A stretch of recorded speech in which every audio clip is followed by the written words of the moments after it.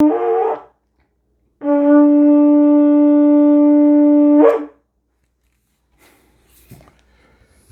Okay.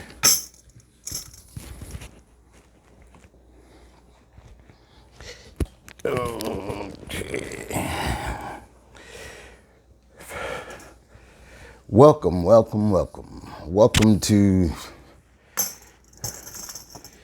Yahuwah Elohim, Hebrew line of Shem, the 12 tribes of Israel. Hello, my name is Elder Didyomas Ben Yahuda. I'm waving at you. Hello to all my Hebrew brothers all around the nations, the islands, and the land of Ham, and wherever you in America and wherever you may be. Shalom halakum. Yah bless you and your family. And especially to Yehuda here in America and from the four corners of the world, where when the Mashiach come, he's going to gather Yehuda, the warriors, the princes and kings. Today, I'm going to be talking and discussing the book of Luke 16:19, and you can read it through, about the rich man and the poor man Lazarus. If I would tag this message, I would say, prophecy fulfilled. In the book of Luke, there was a rich man who wore purple and he fared sumptuously. And there was a beggar named Lazarus at his gate, which he wouldn't even think about to give the crumbs, from his table. And the dog came to lick his sores. But then the angel of Yah came and took Lazarus to Abraham's bosom. And in Abraham's bosom, the rich man opened up his eyes, and between them there was a gulf. And the rich man seen Abraham, and he said, Father Abraham, if you would just have me to get a drop of water, because I am tormented in this place. Between them, the gulf is there, and on the other side, Abraham. And Abraham said, well, in the days when you had, you didn't treat Lazarus right, so you see why Lazarus said Lazarus comforted. And then he said, I have 5 brothers. Will you send Lazarus back so they would warn them about this place? He said, listen, they have Moshe. And if they don't hear him, what makes you think that they're going to hear one from the dead? Here in this place, you find when you die, your flesh go back to the dirt, the dust of the dirt, and your bones are just skeletons. Your soul is eternally. It's eternal. It lives forever. And you hear in this teaching, by the way, is by the Messiah, Yahushua HaMashiach. He's telling this story because he went into the belly of the earth, and he was going to be there 3 days and 3 nights, and he was going to be resurrected because the promise was in the prophets. He was going to be a little shoot. He was going to raise up, and he was going to deliver Israel, not from the Romans, but salvation, to set it up the way Yahuwah Elohim wanted it to be. So this is the story here in Luke, because a lot of people say when you die, you're just dead, you're just gone, but it's not true. Because me, Didymus, this is my flesh suit, this body, or wave my hand. But when Didymus, who you hear speaking through this earth suit, come out of this earth suit will fall lifeless, because there's no breath in the body. And when the breath goes, the body goes back, get hard, start deteriorating and rot. And you got to be put it in the grave so it doesn't give up disease. So this is what the Messiah said. Because the reason why I blow the shofar, because it's a reminder to us that he is going to blow the shofar one day. And from Abraham and who all that's down there, I don't know. But I can assume all the people that may have repented. I have no idea. But I know Abraham was there because he's the father of the faith, and he listened to Yahuwah Elohim when he spoke to him. And this is resulting in our salvation, that believing in the Messiah and keeping the Torah, because he explained the Torah perfectly and he walked it perfectly. And he showed his Talmudim, Kepha, Bar-Yonah, Shimon Bar-Yonah, and Yochanan. He showed them, and the rest of them, Didymus, and the rest of them, that they, when they get filled with Yah's Spirit, the Ruach HaKodesh, that they will be able to overcome temptation, overcome trials, overcome all the things that would come against them in that time. And they were equipped. So what he did before he left, he gave them some instructions. And that instruction was it was at Luke, sister, or where was that at? Luke 24, starting at verse 44. Luke 24, 44. Will you read that for me, please? Yes. Mm-hmm. Let me know when you're ready. I'm ready. Okay. Okay, that's Luke chapter 24. Luke 24. Starting at verse 44. Starting at verse 44. Then he said to them, Mm-hmm. These are the words which I spoke to you while I was still with you, Mm-hmm. that all things must be fulfilled, Yes. which were written in the law of Moshe and the prophets Mm-hmm. and the Psalms Yes. concerning me. Mm-hmm. And he opened their understanding, Mm-hmm. and that they might comprehend the scriptures. Mm-hmm. Then he said to them, Thus it is written, and thus it was necessary for the Mashiach to suffer Mm-hmm. and to raise from the dead Mm-hmm. the third day, Amen.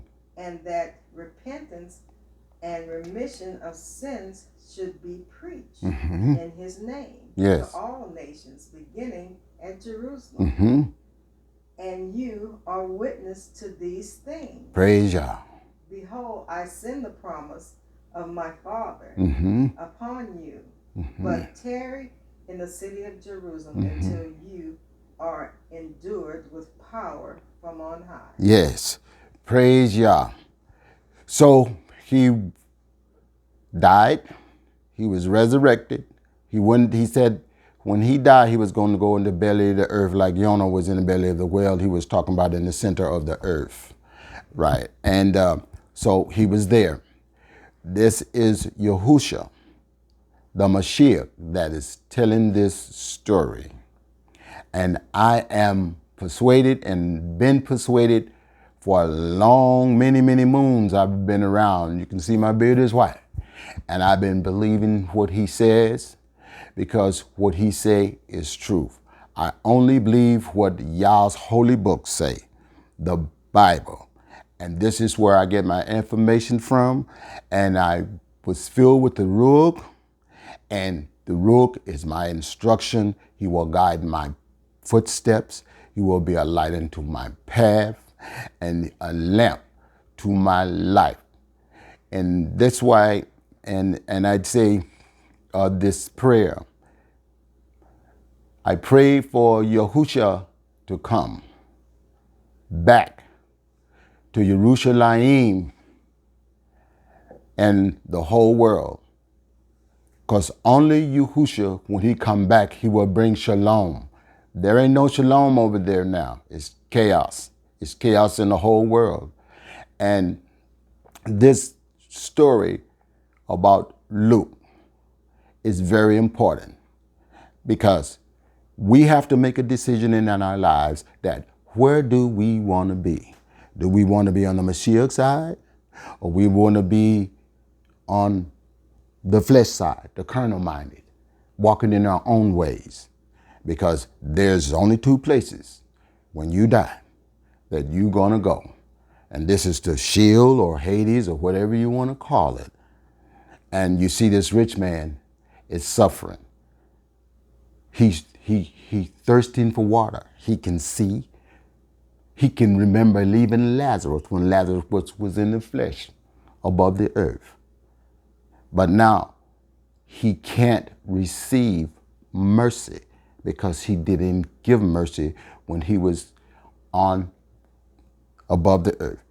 Because now is our time to trust in him, to walk in him. Because let me explain to you, Kabaim, you are my friends, you are my brethren, and I love you, and I pray that you be strong. Hello, Eve, in the land of Ham. Hello, Evio. Hello, Gadambi.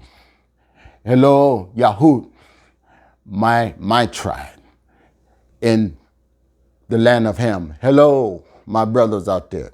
Hello, Jamaica, Yahoo. Hello to you. Yah bless you and your families. Because one day, Yehuda, the king, they fell and they were scattered from the four corners of the earth. Only Yehuda was, because a lot of the tribes are still there in the land of Ham. Hello, Limba, in the Great Lion Country. Yah bless you and your family.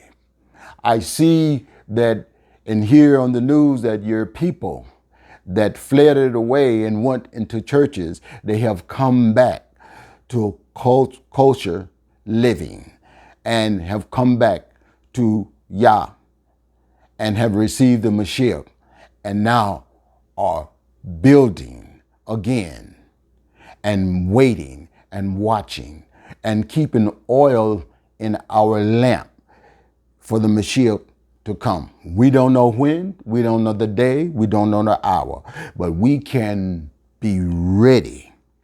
We can be, because I don't go into the counsel of the ungodly or to the way of sinners. I meditate on Torah day and night, when I rise, when I sleep, and through the day. And I praise and worship him.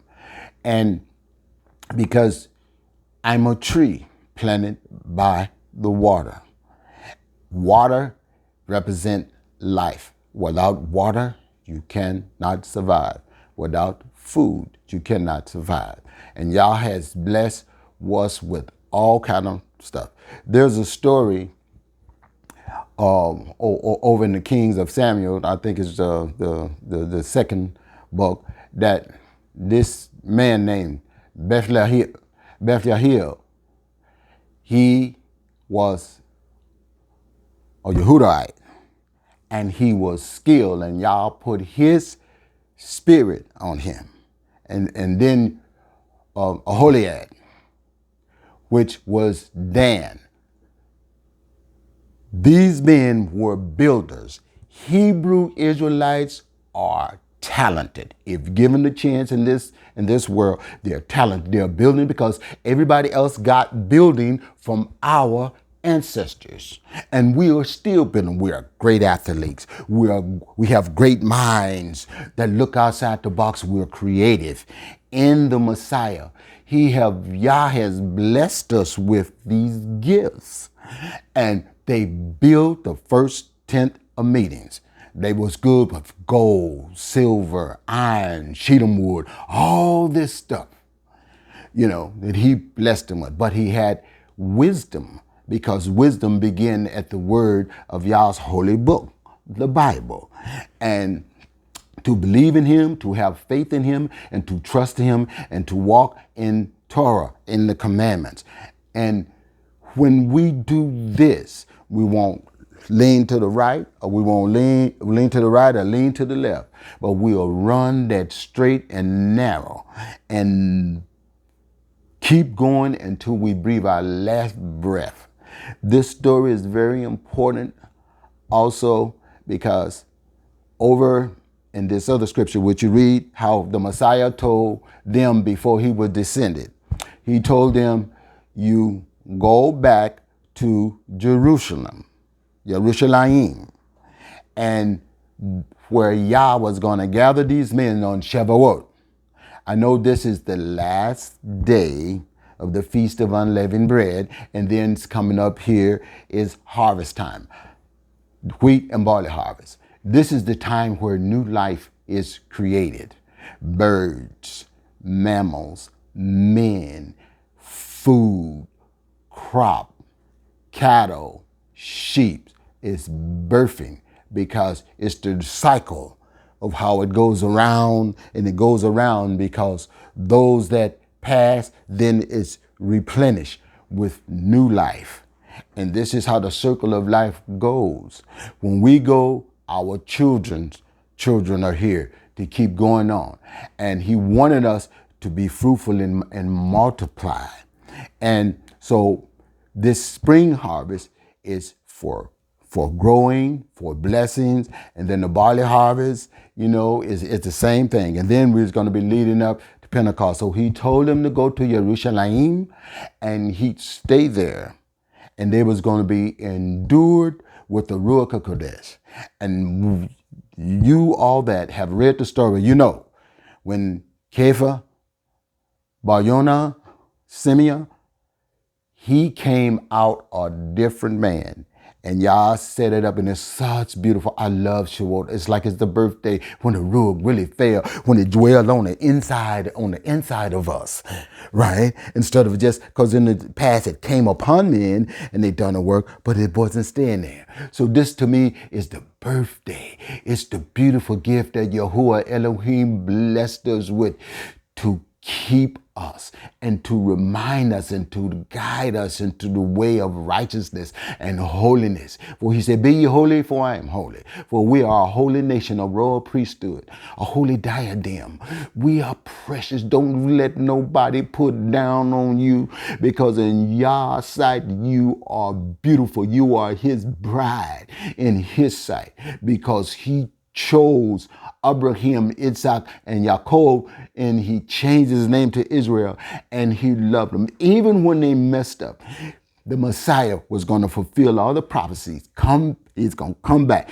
And the Messiah is from the tribe of Yehudah too. And he himself, coming back as Melech, King Yahushua HaMashiach, he is going to gather them from the four winds because they're beloved to him. The Mashiach is my kinsman redeemer. It's something about him and being from have the bloodline of the tribe of Yehudah, because he's close family. He redeemed me, because in Israel, that's how they operate. When one come from a far country and come out of paganism and stuff of this age, if he got a kinsman redeemer, that redeemer is supposed to restore them. And that's what the Mashiach did for us. He restored us. I pray for everybody. I ain't disliking nobody. The people in the churches and stuff, I'm not beating down on them, because I came out of them churches. And he had grace enough to guide me to his son and to this truth. So praise Yah. Yah is good. Yah, and Yah bless you and your families. Shalom Aleichem.